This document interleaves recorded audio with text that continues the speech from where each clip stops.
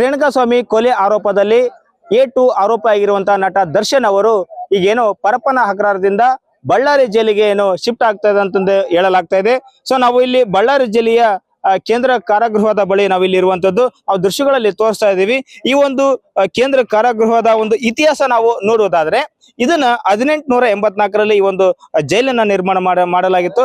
Arthur Wellesley ಅನ್ನೋರು ಇದನ್ನ British ಅಧಿಕಾರಿ ನಿರ್ಮಾಣ ಮಾಡಿರ್ತಾರೆ. ಅಲ್ಲಿಂದ ಇಲ್ಲಿ ತನಕ 140 ವರ್ಷಗಳು ಆದ್ರೂ ಕೂಡ ಈ ಒಂದು ಜೈಲು ಯಥಾಸ್ಥಿತಿ ಹಾಗೆ ಇರುವಂತದ್ದು, ಭದ್ರವಾಗಿರುವಂತದ್ದು. ಹಾಗಾಗಿ ಇನ್ನೊಂದು ರೀತಿಯಲ್ಲಿ ನಾವು ನೋಡೋದಾದ್ರೆ ಈ ಒಂದು ಜೈಲಿಗೆ ಸಂಬಂಧಪಟ್ಟಂತೆ ಇನ್ನೊಂದಿಷ್ಟು ನಾವು ಮಾಹಿತಿ ಹೇಳೋದಾದ್ರೆ ಏನಂತ ಹೇಳಿದ್ರೆ ಈ ಒಂದು ಜೈಲಲ್ಲಿ ಅಂದ್ರೆ ಸ್ವಾತಂತ್ರ್ಯ ಹೋರಾಟಗಾರರನ್ನ ಇಲ್ಲಿ ಕೂಡಿ ಹಾಕ್ಲಿಕ್ಕೆ ಈ ಒಂದು ಜೈಲನ್ನ ಇಲ್ಲಿ ಮಾಡಲಾಗಿರ್ತದೆ. ಹಾಗಾಗಿ ಈ ಒಂದು ಜೈಲು 761 ಜನಗಳ ಕೈದಿಗಳನ್ನ ಇಲ್ಲಿ ಶೇಖರಣೆ ಮಾಡತಕ್ಕಂತ ವ್ಯವಸ್ಥೆಯನ್ನ ಇಲ್ಲಿ ಕಲ್ಪಿಸಲಾಗಿದೆ.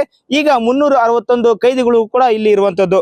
ಹಾಗೆ ಇನ್ನೊಂದು ರೀತಿಯಲ್ಲಿ ನಾವು ಇದನ್ನ ನೋಡುವುದಾದ್ರೆ ದೊಡ್ಡ ದೊಡ್ಡ ನೊಟೋರಿಯಸ್ ರೌಡಿಗಳು ಕೂಡ ಈ ಒಂದು ಜೈಲಿನಲ್ಲಿ ಇರುವಂತದನ್ನ ನಾವು ಇಲ್ಲಿ ಗಮನಿಸ್ತಾ ಇದೀವಿ. ಏನಂತಂದ್ರೆ ಭೀಮಾ ತೀರದ ಹಂತಕರು ಕೂಡ ಈ ಒಂದು ಜೈಲಲ್ಲಿ ಕೂಡ ಇರುವಂತದ್ದು. ಆಮೇಲೆ ನೊಟೋರಿಯಸ್ ಶಾರ್ಪ್ ಶೂಟರ್ ಆಗಿರುವಂತಹ ಏನು ಬಚ್ಚೆ ಖಾನ್ ಅವರು ಕೂಡ ಈ ಒಂದು ಜೈಲಲ್ಲಿ ಮುದ್ದೆ ಮುರಿದು ಹೋಗಿರುವಂತದ್ದನ್ನ ನಾವು ಇಲ್ಲಿ ಗಮನಿಸ್ತಾ ಇದೀವಿ.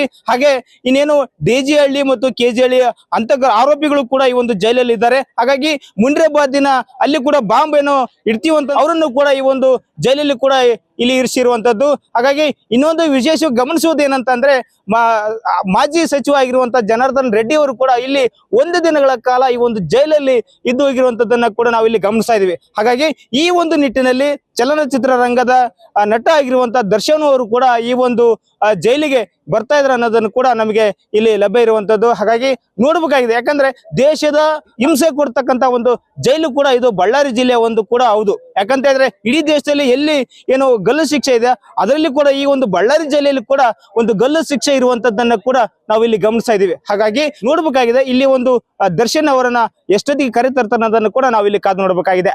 Bhimraj, BTV news, Ballari.